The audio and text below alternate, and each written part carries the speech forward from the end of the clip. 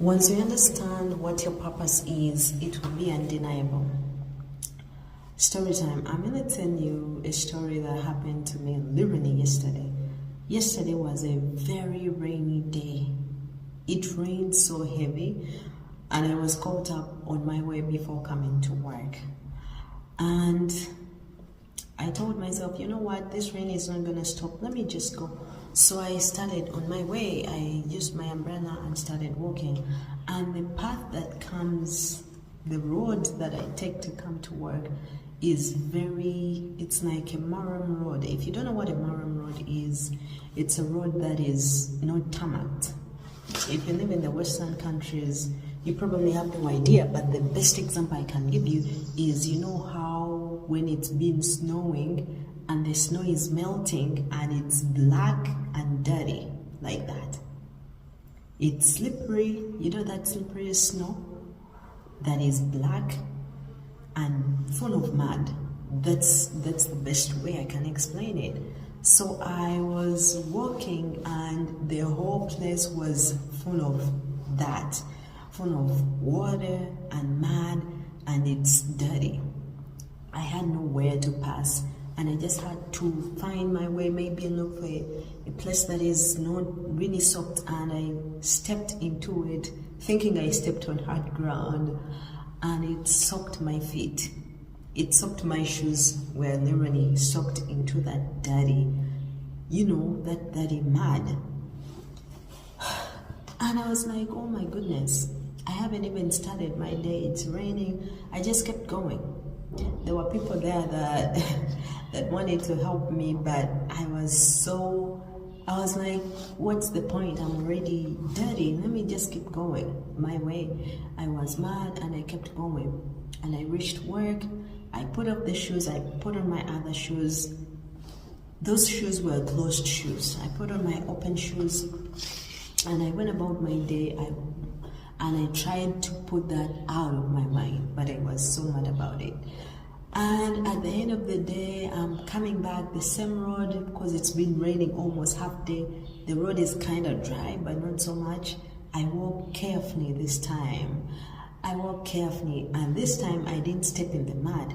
But there was a young girl that was coming behind me, and she kept following me because the road is literally confusing. You don't even know where to pass. So she saw me, I had passed, and I was fine. So she came behind me, and lo and behold, I looked behind, and she was in the same situation I was in the morning. She had stepped in a puddle of mud, soil. I told you, if you live in the Western countries, you probably don't know what I mean. A puddle of mud is like how when there is black snow that is kind of melting, it's black and it's dirty. She stepped into it. She was also trying to look for a place that is kind of hard to step on without sinking her feet.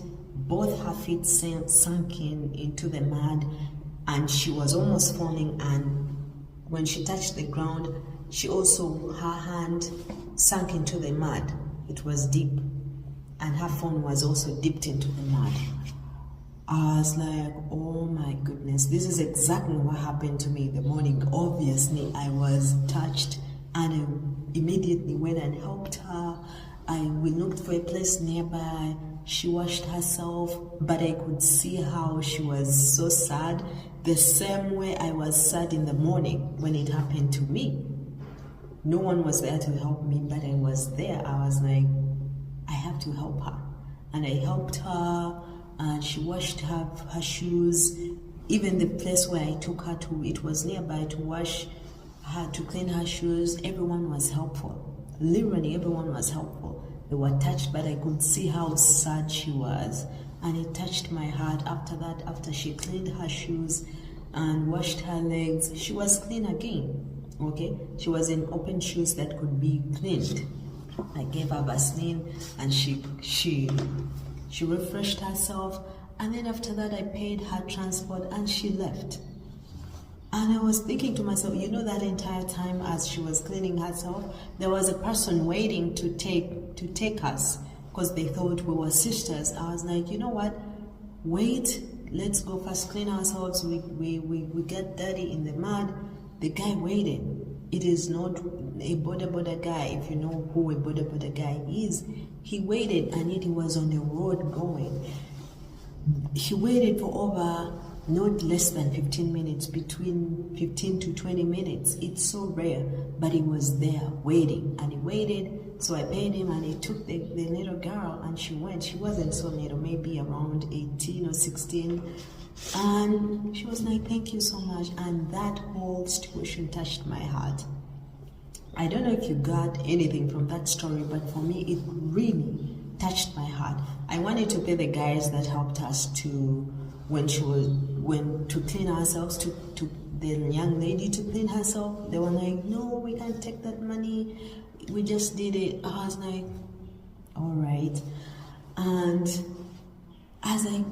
that whole situation touched my heart. But for me, what I learned from that story is that it was a glimpse of my purpose. It was to show me that my life purpose is from my past experiences, what I've been through in the past. Maybe even for you, maybe you've been praying and you're asking the Lord, Lord, what is my life purpose?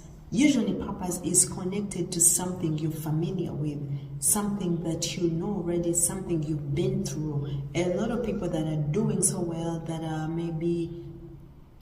talking about subjects so fluently, it's because they've been through that.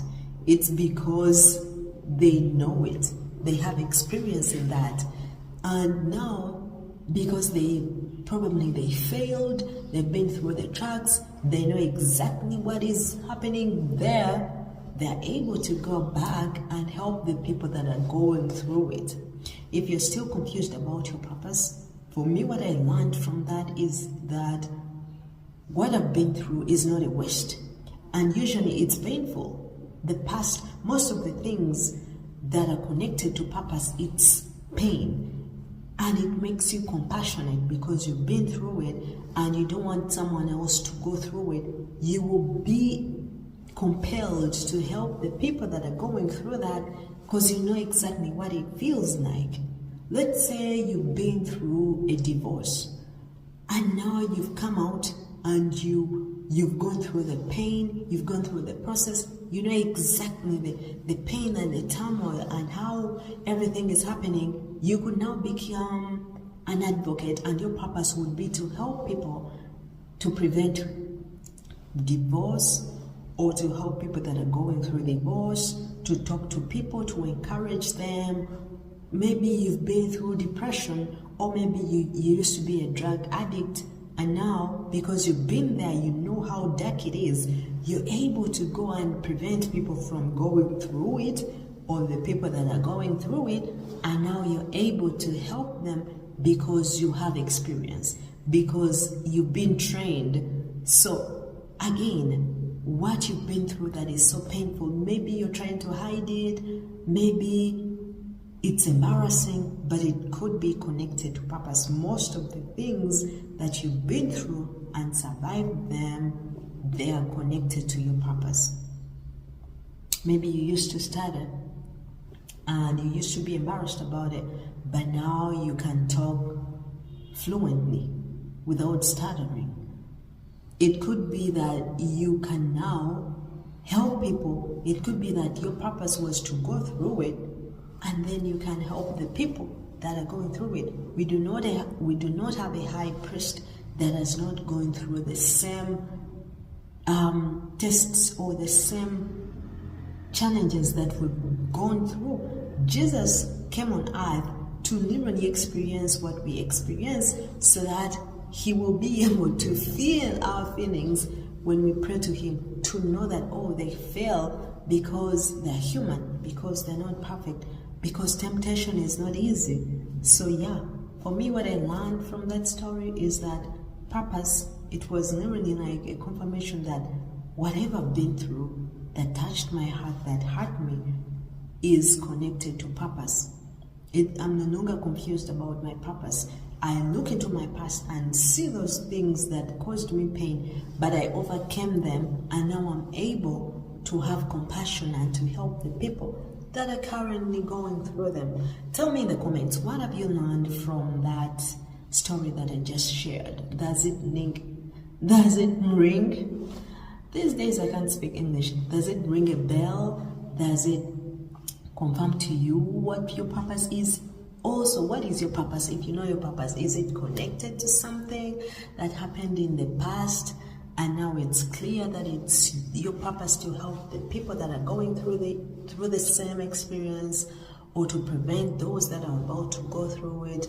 All right, let me know in the comments. I love to read the comments. Also, they encourage me to keep going doing these videos.